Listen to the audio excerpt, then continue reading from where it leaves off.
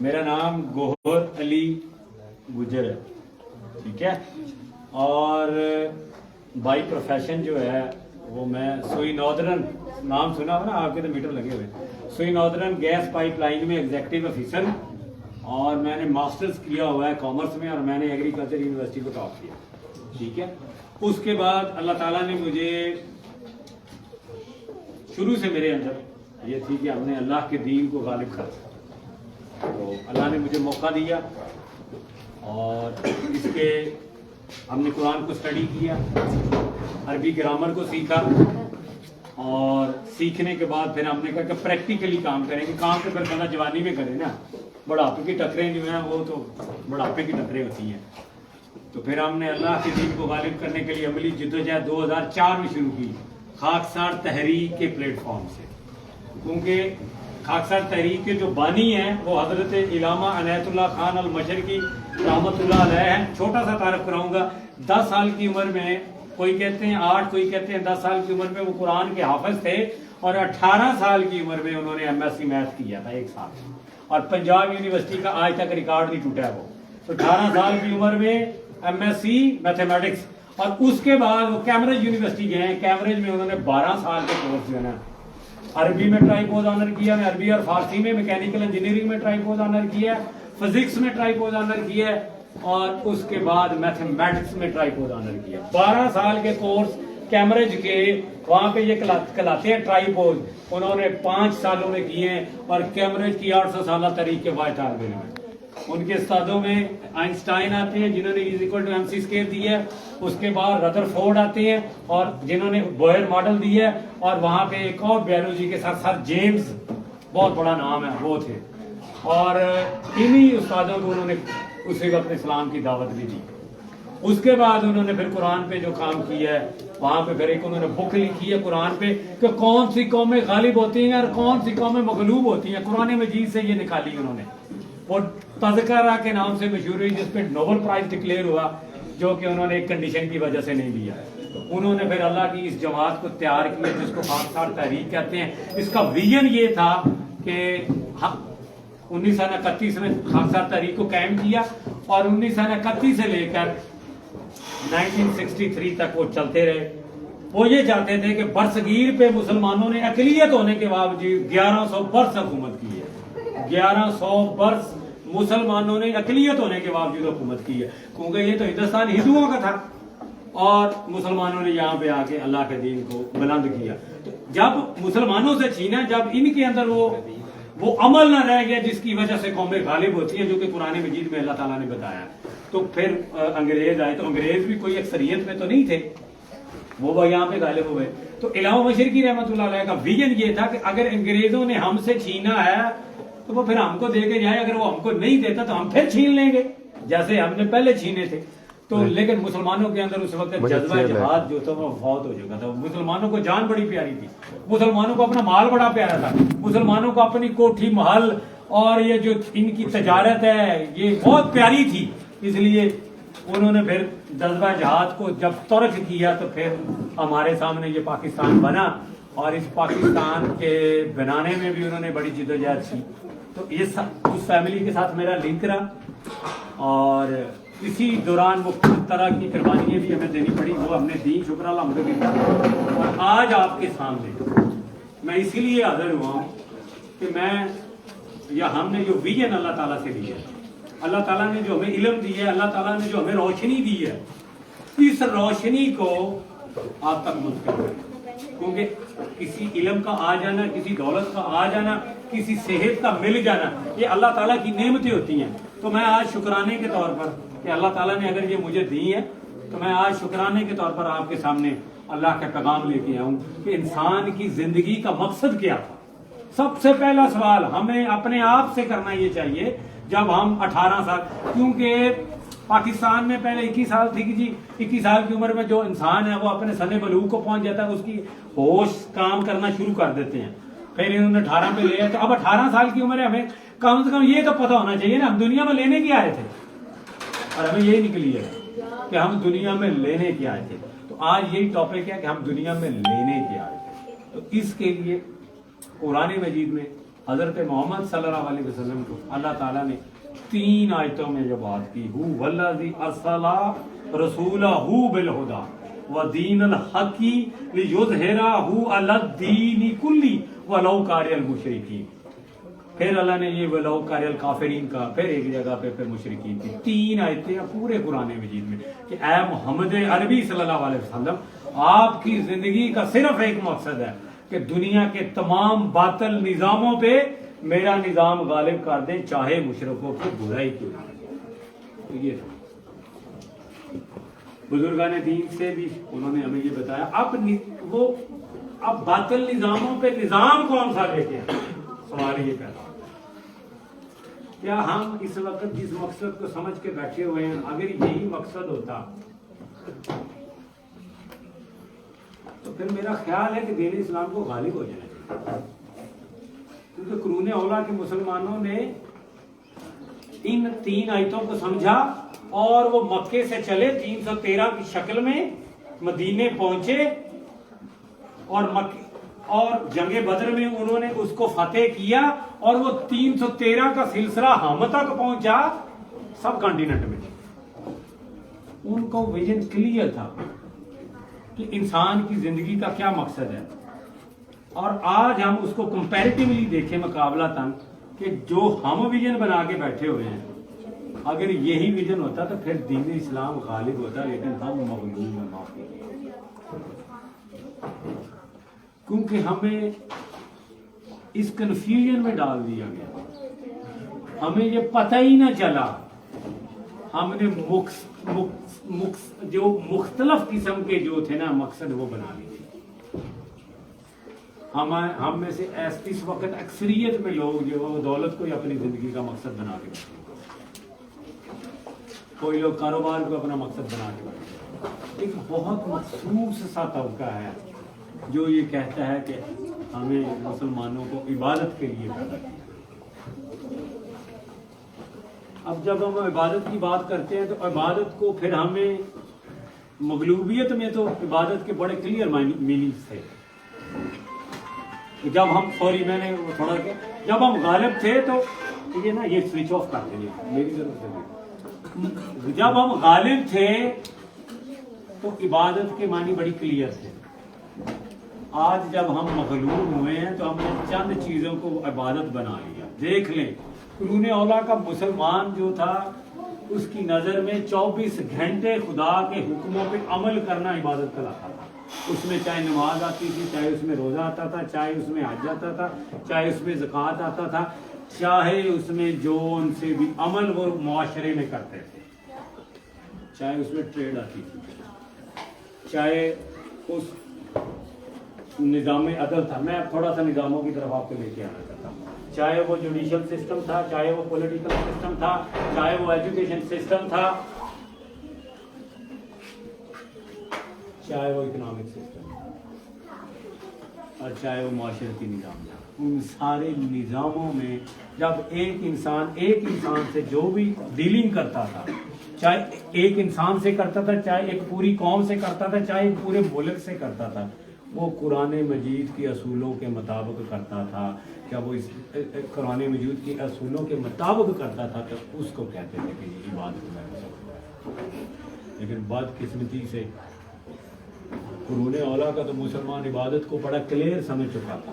لیکن جب ہم مغلوب ہوئے تو ہم عمل سے نکلنا شروع ہوئے، اور جب ہم عمل سے نکلے ہم چند عقائد پہ ہمیں بتا دیا گیا. وہ عقائد ضروری تھے، ان کو چھوڑ کے بھی مسئلہ نہیں حل ہونا تھا، کیونکہ بغیر نماز کے مسئلہ نہیں حل ہونا تھا. کیونکہ نماز بھی قرآن مجید میں اللہ نے اقیم الصلاۃ کہا تھا. اقرا صلاۃ کی اللہ نے بات نہیں کی تھی. میرا آج یہ ٹاپک نہیں ہے، بڑے ٹاپک چلیں گے آپ کے ساتھ آگے آگے. اللہ نے جب بھی کہا اقیم الصلاۃ نماز قائم کرو، لیکن کہیں بھی یہ نہیں کہا تھا کہ اقرا صلاۃ. کیونکہ اقرا صلاۃ، حالانکہ اقرا کا لفظ قرآن میں پہلی وحی میں اللہ نے یوز کیا تھا، اقرا بسم ربی. اقیم الصلاۃ 24 گھنٹے کی نماز تھی. اقرا صلاۃ اس کا پارٹ تھا جو ہم مسجد میں پڑھتے ہیں. کیونکہ ہم مسجد میں جب सूरत अलामत पढ़ते हैं ना तो हम कहते हैं अल्लाह तेरी इबादत हम नाबुदू तेरे नौकर बनेंगे। वहाँ वो तो नाबुदू को इबादत कहते, मैं कहते नहीं हम तेरे नौकर बनेंगे, क्योंकि अबद का लफ्ज जो होता है ना वो नौकरी से निकला था, बंदे से निकला था। अल्लाह का तो बंदा वो है जो नौकरी करता है 24 घंटे, 8 घंटे की नहीं, 2 घंटे की नहीं, 1 घंटे की नहीं। अल्लाह का नौकर खालिसन वो है जो 24 घंटे राउंड द क्लॉक अल्लाह के हुक्मों पे अमल करता है। तो जब हमने नाबुदू इकरा सलात में कहा, जब हमने कहा अल्लाह मियाँ हमें सरात मुस्तकीम पे लेके आ, फिर अल्लाह का तीसरा वादा, 2 वादे हमारे थे, तीसरा अल्लाह का था अनाम था कि मैं फिर तुम्हें इनाम दूंगा। इनाम बेसिकली गलबा इस्लाम था, वो निज़ामों को बदलना था जो कुरूने औला के मुसलमानों ने बदले थे। लेकिन क्योंकि हम अमल से निकलते गए, चंद चीज़ों में हमने अमल को छोड़ दिया। कुरूने औला का मुसलमान 24 घंटे अमल था, आज का मुसलमान कौली मुसलमान, आज का मुसलमान कौल से सिर्फ बात करता, अमल से बात नहीं करता। और अल्लाह ने कुरान में लिखा था कि कौल मुझे नहीं चाहिए, मुझे आपका अमल चाहिए, क्योंकि कौल पे अल्लाह मानने के लिए तैयार नहीं है। यहाँ पे मैं एक मिसाल देता हूँ, अगर आपके सामने कोई क्रिश्चियन कलमा पढ़ ले, लेकिन आपके सामने अगर वो अमल करके नहीं दिखाता तो क्या आप उसको मुसलमान मानने के लिए तैयार हैं? तो कोई भी नहीं मानने के लिए तैयार, तो अल्लाह आपके कौल को कैसे मान लेगा? अल्लाह के कुरान में अल्लाह ने कह दिया था मुझसे कौली वादे ना करो, मेरे से अमली वादे करो। और यहाँ पे मैं थोड़ा सा सख्त बोल जाता होता हूँ, कौल सिर्फ था ना अगर किसी का तो वो सिर्फ अब्दुल्ला बिन अबी का था, क्योंकि उसके अंदर अमल नहीं था। तो हमें ये सोचना होगा कि हमने कुरूने औला के उन सहाबा का ग्रोह बनना है या अब्दुल्ला बिन अबी का ग्रोह बनना है। माफ कीजिएगा, तो इस वक्त मगलूबियत में इस्लाम की हम पे बहुत भारी जिम्मेदारियां। आपकी इकरा सलात ने आपके अंदर वो अमल पैदा करना था, आपके रोजे ने आपके अंदर वो कुर्बानी का जज्बा पैदा करना था, आपके हज ने वो इंटरनेशनल प्रोग्राम आपके अंदर देना था जो खुतबा हजतुल विदा में हजरत मोहम्मद सल्लल्लाहु अलैहि वसल्लम ने कहा कि ये मैं मुकम्मल करके जा रहा हूँ, अब आगे मुंतकिल कर दो। तो किसने मुंतकिल करना था वो सारे का खाना प्रोग्राम? क्योंकि सारी अक्सरियत तो सारे तो मुसलमान नहीं हुए, ये हम पे वो जिम्मेदारी डाल के गए। तो ये कैसे निकलनी थी? क्योंकि हम तो कौल में फंस गए, अमल को हमने बड़ा साइड पे लगा दिया। तो बेसिकली जब अल्लाह ने कहा ना हु वल्लाज़ी अरसला रसूल बिल हुदा व दीनिल हक़ लियुज़हिरहु अला दीनि कुल्ली, लियुज़हिरहु अला दीनि कुल्ली, तो कुल्ली जो थे ना वो निजाम थे। नमाज ने आपके अंदर वो रूहानियत पैदा कर देनी थी, इकरा सलात ने आपके अंदर वो रूहानियत पैदा कर देनी थी, रोजे ने आपके अंदर वो सबर का जज्बा पैदा कर देना था, और हज ने आपके अंदर वो आलमगीर और कुव्वत पैदा कर देनी थी जिसने फिर दुनिया के निजामों को बदलना था। अब अगर आप थोड़ा सा गौर से देखें ना, हजरत उमर रज़ी अल्लाह तआला अन्हु की जिंदगी को थोड़ा सा खोल के पढ़ें, इसहाब की हजरत अबू बकर सदीक के कारनामे पढ़ें, तो हजरत उमर का जो जुडिशियल सिस्टम है ना वो पूरी दुनिया में मशहूर है। आज भी दूसरे मुल्क के दूसरे जो बड़े बड़े ना वो उन्होंने बुनियाद बनाया है उमर ला को, क्योंकि उमर का जो निज़ाम इंसाफ था वो आज तक वो उस लेवल पे कोई कायम नहीं कर सके। तो मुसलमानों ने निज़ामों को चेंज किया था।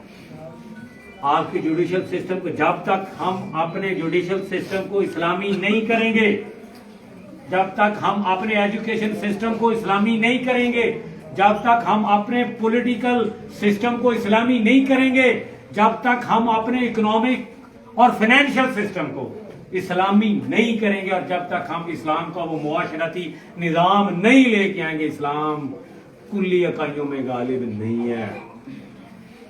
अगर सहाबा इकराम ने,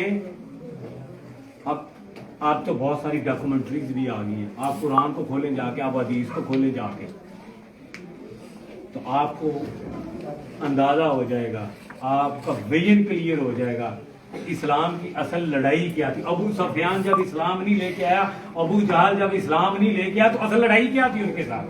उनकी लड़ाई सिर्फ एक थी कि वो गरीब को अपने बराबर नहीं करना चाह रहे थे, वो गुलामों को अपने बराबर का दर्जा नहीं देना चाह रहे थे, वो सूद में इतने फंसे हुए थे जो खुतबा हज्जतुल विदा में अल्लाह के नबी ने एंड पे कह दिया था कि तमाम किस्म का सूद जो वो बंद किया जाए। वो सूद में इतने फंसे हुए थे, वो मिलावट में इतने फंसे हुए थे।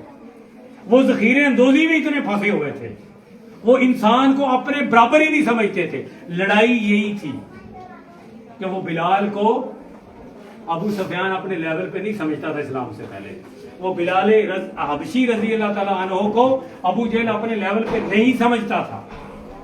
وہ کہتے تھے یہ کیسے ممکن ہے کہ ہم آئیں اور حضرت محمد صلی اللہ علیہ وسلم پہلے بلال کو کہیں گے وہ تو پہلے میں آپ کی بات سنوں گا، ان کی میں بعد میں بات سنوں گا. یہ پرابلم تھا وہاں پہ. اور باقی رہ گئی بات وہ بتوں والی، تو معاف کیجئے گا، وہ بھی اینڈ پہ کہتے تھے ہمیں پتا ہے یہ ہم نے اپنے ہاتھوں سے تراشے.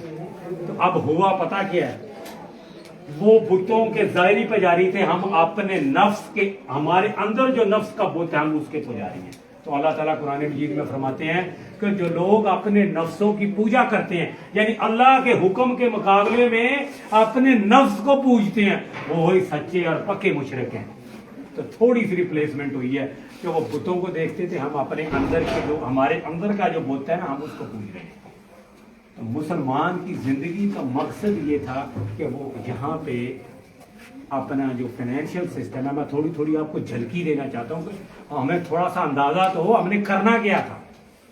نماز نے آپ کے اندر روحانیت پیدا کر دی، روزے نے آپ کے اندر صبر پیدا کر دیا، حج نے آپ کے اندر عالمگیر اخوت پیدا کر دی. جب آپ یہ سارا کچھ جب ایک بندے میں پیدا ہو گیا، ایک گروپ میں پیدا ہو گیا، پھر اسے کام کیا لینا ہے؟ اسے کام کیا لینا ہے؟ صرف یہی کام؟ کیا صحابہ کرام یہی کام کرتے تھے؟ نہیں بھائی. جب وہ روحانی طور پر اندر سے نماز کے ذریعے، اقرا صلاۃ کے ذریعے سے ناوضو کے وعدے پہ، صراط مستقیم کے وعدے پہ چل رہے تھے تو ان کے نفس اور ان کی روح پاک ہو چکی تھی.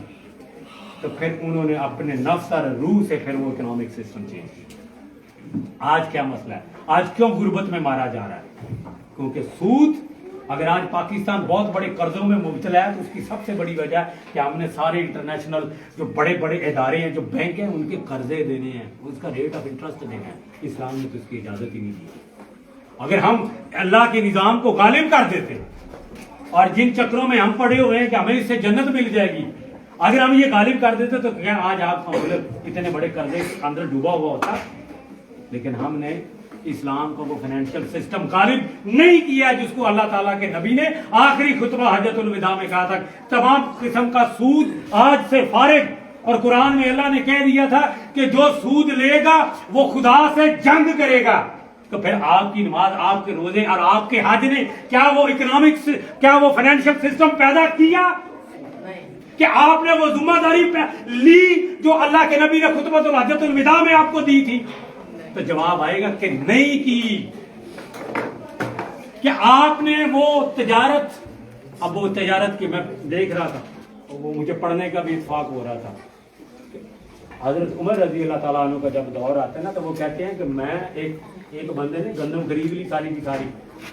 سب سے پہلے نا جا کے اس نے ساری گندم خرید، ایک ہی بندے کے پاس ساری کی ساری گندم ہے مدینے کی.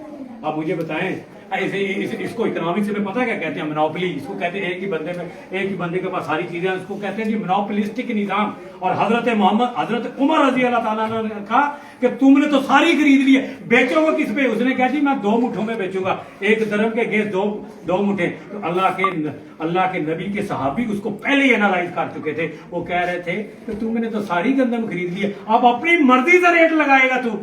آج کیا ہے؟ آج اگر پاکستان میں ہے، شوگر ملیں چند گھروں کے پاس ہیں، کاٹن ملیں چند گھروں کے پاس ہیں، پولٹری چند گھروں کے پاس ہے، وہ اپنی مرضی سے ریٹ لگا رہے ہیں جو کہ اللہ کے دین کے بالکل صریح خلاف ہے. کیونکہ اللہ نے قرآن مجید میں فرما دیا کہ جو نجائز طریقے سے مال کماتے ہیں وہ میرے میں سے اور ہم میں سے نہیں ہے. تو کیا ہم نے وہ اصول تجارت، کیا وہ ٹریڈ، کیا وہ اکنامک سسٹم لگایا یہاں پہ؟ کیونکہ اسلام جو تھا وہ غریبوں کے لیے آیا تھا.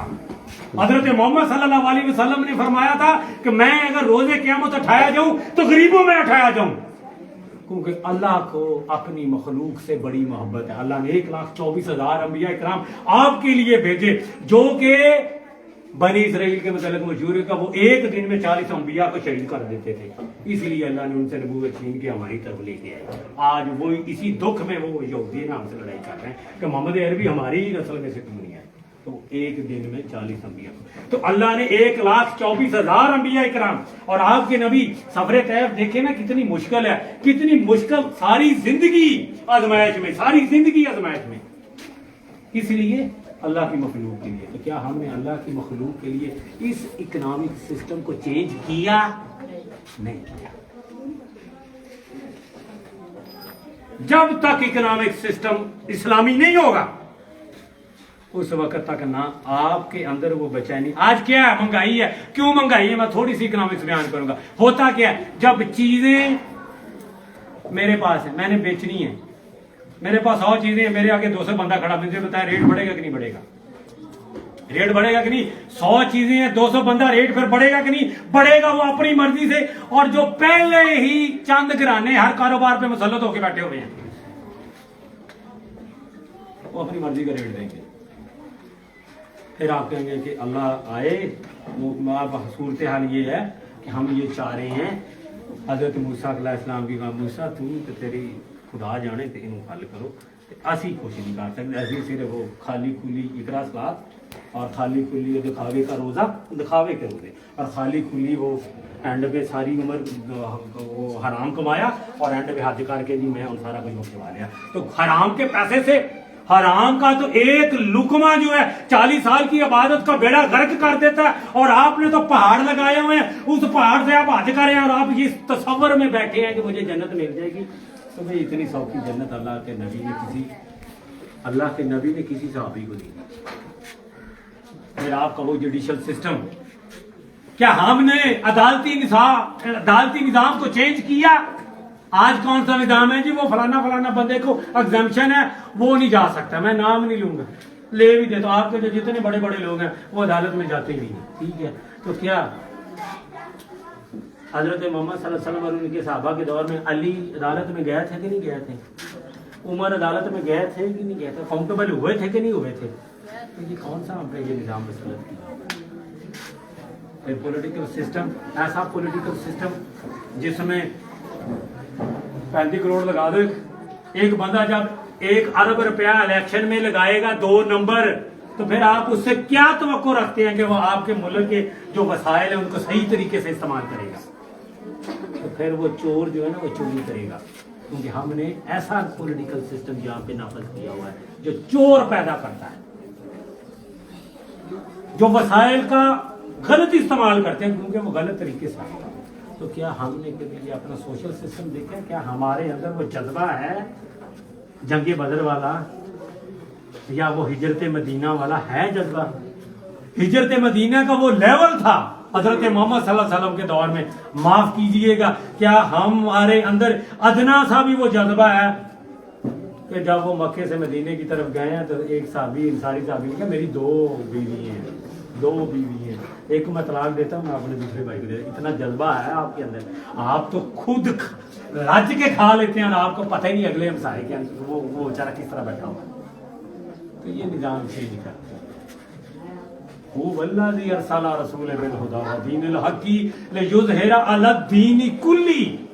علی الدین کلی کا اللہ نے لفظ یوز کیا کہ تمام انسانوں کے بنائے ہوئے نظاموں پہ میرے نظام لے کے آؤ. لیکن ہم تو ڈیوائڈ ہو گئے, ہم تو قولی مسلمان رہ گئے, ہم عمل سے بھاگ گئے. ہم نے عبادت کو صرف اقرا صلات سمجھ لیا. ہم نے عبادت کو خالی وہ آنکھوں کا بھی روزہ نہیں, کانوں کا بھی نہیں, کانے چگلیاں سننے کے لیے, آنکھیں گناہ کرنے کے لیے. ہم نے روزے سے وہ روحانیت پیدا نہ کی اپنے اندر جس سے ہم نے نظاموں کو چینج کرنا تھا, وہ اپنے اندر پہلے ہی نہ کر سکے. تو مسلمانوں ہم کئی 100 سالوں سے مغلوب ہیں, کئی 100 سالوں سے اسلام مغلوب ہو چکا ہے. میں یہاں پہ قرآن کی آیت آپ کے سامنے کوٹ کروں گا. اللہ تعالیٰ فرماتے ہیں کہ وَلَا تَهِنُوا وَتَحْزَنُوا وَأَنْتُمُ الْأَعْلَوْنَ إِن كُنتُم مُؤْمِنِينَ. مومن صرف وہ لوگ ہوتے ہیں جو وہ غالب ہوتے ہیں. معاف کیجئے گا, آپ اس وقت دنیا میں غالب ہیں نہیں, غالب ہیں. تو پھر اگر ہم غالب نہیں ہیں تو پھر ہم مومن ہیں نہیں ہیں. معاف کیجئے گا, ضرور قرآن مجید ہم مومن نہیں ہیں. مومن غالب ہوتا ہے, اللہ تعالیٰ نے کہا. اور معاف کیجیے گا، اللہ تعالیٰ نے مومنوں کے لیے جنت کا وعدہ کیا، کوئی مسلمان کے لیے جنت کا وعدہ نہیں ہے۔ اللہ تعالیٰ فرماتے ہیں سودا کیا ہے اللہ تعالیٰ نے مومنوں سے کہ ان اللہ اشتری من المؤمنین، اللہ نے مومن کہا ان اللہ اشتری من المؤمنین انفسہم، آپ کی پوری جان کا، آپ کے قول کا نہیں کیا، اللہ نے یہاں پہ قول نہیں لکھا، انفسہم آپ کی پوری جان کا، عام والے آپ کے پورے مال کا، بِأَنَّ لَهُمُ الْجَنَّةَ، میں نے مومنوں کی جانوں اور مالوں کے بدلے میں جنت کہ آپ نے اپنی پوری جان اللہ کے دین کو غالب کرنے کے لیے قرون اولا کے مسلمانوں کی طرح ہلکان کی نہیں کی، کہ آپ نے اپنا مال وہ صحابہ کرام عثمان غنی کی طرح اللہ کی راہ میں نکالا نہیں نکالا۔ ہم تو اپنے مسائل کو ایون قرآن میں اللہ تعالیٰ فرماتے ہیں ہم تو اس لیول پہ اخلاقی طور پر گر چکے ہیں کہ ہم تو اب وہ برتن ہوتے ہیں نا گھروں میں، وہ دینے کے لیے اگلی گھر والے کو تیار نہیں، وہ ٹوٹ جائیں گے، یہ استعمال نہیں سیکھیں گے۔ اس لیول کی اخلاقی بے قدری ہمارے اندر پیدا ہو چکی ہے، اور پھر ہم کہہ رہے ہیں کہ اللہ ہمیں جنت دے گا۔ بھائی جنت کا وعدہ اللہ نے مومن سے کیا، مومن وہ ہوتے ہیں جو غالب ہوتے ہیں، مومن وہ ہوتے ہیں، اللہ تعالیٰ مومنوں کی ایک اور صفت بیان کرتا، سنیں اللہ فرماتے ہیں کہ میں نے بیان لگایا انما المؤمنون اخوۃ، یہ اخوت کا میں نے لفظ لکھا ہوا کہ قرآن مجید کی آیت ہے انما المؤمنون اخوۃ، مومن صرف وہ لوگ ہوتے ہیں جو بھائی چارہ قائم کرتے ہیں، فاصلحوا بین اخویکم، اور پھر لڑے ہوئے بھائیوں کے درمیان صلح کراتے ہیں، واتقوا اللہ لعلکم ترحمون، تاکہ تم پر رحم کیا جائے۔ مسلمانوں جب تم موتے تھے، اب ہم میں سب سے بڑا پرابلم پتا کیا ہے، ہم غالباً کیوں نہیں آئے، ہم مختلف ٹکڑوں اور گروہوں میں بڑھ چکے ہیں، ہم انتشار کا شکار ہو چکے ہیں، ہم گروہ بندی کا شکار ہو چکے ہیں، ہم ایک دوسرے کو مسلمان سمجھنے کے لیے تیار نہیں ہیں، ہاں ہم مسلمانوں کو اسلام سے فارغ کرنے کے لیے فوراً تیار ہو جاتے ہیں، کیونکہ ہمیں بہت سارے فتوے ہمارے پاس موجود تھے۔ اللہ کا فتویٰ سب سے پہلے تھا، سورۃ روم میں آیت نمبر 31 سے 32 میں اللہ فرمایا وَلَا تَكُونُوا مِنَ الْمُشْرِكِينَ مِنَ الَّذِينَ فَرَّقُوا دِينَهُمْ وَكَانُوا شِيَّعًا كُلُّ حِزْبٍ بِمَا لَدَيْهِمْ فَارِغُونَ، کہ مشرک وہ لوگ ہیں جو اللہ کے دین میں بگاڑ پیدا کرتے ہیں، اللہ کے دین فَرَّقُوا دِينَهُمْ، جو خدا کے نظام کو ٹکڑے ٹکڑے کرتے ہیں، مختلف گروہوں میں بانٹ جاتے ہیں۔ مسلمانوں جب تم 313 تھے، پوری دنیا پہ آپ نے اللہ کے نظام کو غالب کیا، اور آج تم 1 سے 2 سے 3 ارب کے قریب پہنچ چکے ہو، اور دنیا میں تم بدحال ہو چکے ہو۔ تو مسلمانوں اگر تم چاہتے ہو کہ تم دنیا میں غالب ہو، اگر تم چاہتے ہو کہ تمہیں دنیا میں وہ مقام ملے جو عمر فاروق رضی اللہ تعالیٰ عنہ کو ملا، جو عثمان غنی کو ملا، تمہیں دوبارہ سے متحد ہونا پڑے گا۔ تمہیں 313 میں کوئی ایسا نہیں تھا جو مختلف گروہوں سے تعلق رکھتا تھا۔ ہاں قرآن میں ایک ہی لفظ اللہ نے کہا تھا، جب بھی تم سے پوچھا جائے تم کون ہو تو یہ کہو کہ میں مسلم ہوں، کافی ہے، اٹ از انف۔ لیکن ہم نے مختلف گروہوں میں بانٹ گئے۔ تو مسلمانوں یہ زندگی بڑی چھوٹی سی زندگی ہے، اس کا پتہ ہی نہیں، اگلے لمحے میں ادھر کھڑا ہوں، اگلے لمحے مجھے نہیں پتا میرے اگلا سانس بھی ہوگا کہ نہیں۔ ان لمحوں میں جب آپ کا دماغ صحیح چل رہا ہو، جب آپ کا ضمیر صحیح ہو، اسی لمحوں میں اپنے آپ کو بدلیں اور اس دائمی زندگی کی طرف، اس زندگی کی طرف آئے جو دنیا میں بھی آپ کو کامیاب کر دے گی قرون اولا کے مسلمانوں کی طرح، اور آخرت میں بھی آپ کو کامیاب کر دے گی۔ اور جب تک ہم اللہ کے نظام کو لے کے نہیں آئیں گے، جب تک ہم اللہ کے بنائے ہوئے اس قرآن مجید اور حدیث مبارکہ کے نظام کو نہیں لے کے آئیں گے، اس وقت تک اسلام دنیا میں دوبارہ سے غالب نہیں ہوگا۔ تو آج میں ابتدائی طور پر آپ کے سامنے آیا تھا، انشاءاللہ اگلے لمحوں میں بھی یہ نشستیں چلتی رہیں گی، تو اللہ تعالیٰ آپ کا حامی ناصر ہو، اور اللہ تعالیٰ ہمیں صحیح اسلام پہ چلنے کی توفیق عطا فرمائے، اور اللہ تعالیٰ آپ کے سکون کو 4 چاند لگائے۔ آپ بڑے سارے محنتی ہو، اور یہ جو علم کی روشنی ہے یہ بہت بڑا کام ہے۔ میں نے ابھی ایجوکیشن سسٹم پہ تو بات ہی نہیں کی، اللہ کے نبی نے وہ صحابہ صفا کا ایجوکیشن سسٹم لگایا تھا۔ یہ نہیں تھا کہ پرائیویٹ اسکول کا اور نظام تعلیم ہو، بیکن ہاؤس کا اور نظام تعلیم ہو، اور گورنمنٹ اسکولوں کا اور ہو۔ صحابہ صفا کا ایک ہی نظام تعلیم تھا، جب تک وہ ایجوکیشن سسٹم یہاں پہ نہیں گا۔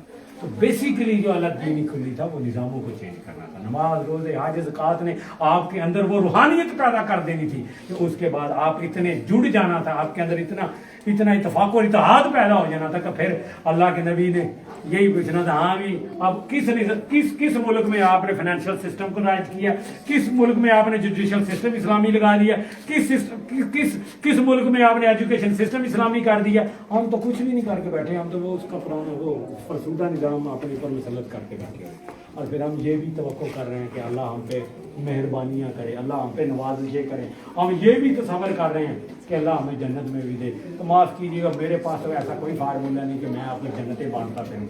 जन्नत का तो एक ही पैमाना है कि अगर अल्लाह का दीन गालिब होगा तो अल्लाह ताला आपको जानी और माली तौर पर जन्नत दे। इस वक्त जो सूरत हाल है वो बिल्कुल उस तरफ नहीं जा रही है, लेकिन हमें कभी भी मायूस नहीं होना चाहिए। सबसे पहले आप अपने अंदर इत्तेहाद पैदा करें, आप अपने अंदर इत्तेफाक पैदा करें, फिर आगे निकलें। फिर अल्लाह ताला जो है ना वो ग्रुप पैदा करता रहता है। हमारे आने का मकसद भी है, हम यही चाह रहे हैं कि चंद लोग ऐसे पैदा हो जाए, एक टीम ऐसी पैदा हो जाए जिसकी कोई गर्ज ना हो, यानी वो गर्दों से बाला तर हो। उसको ये नहीं है कि मैंने 15 मिनट काम किया और उसका मैंने मुआवजा लेना।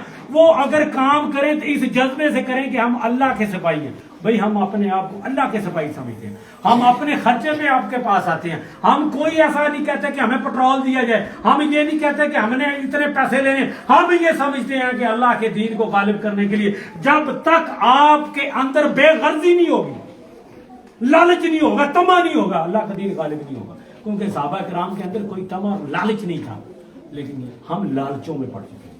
हमें ऐसे साथियों की जरूरत है, ऐसे लोगों की जरूरत है। हम इस पूरी टीम को जो टीम है अपने खर्चे से चलाते हैं, क्योंकि करोने उलमा के मुसलमान अपना माल दे के उस तहरीक को चलाते थे।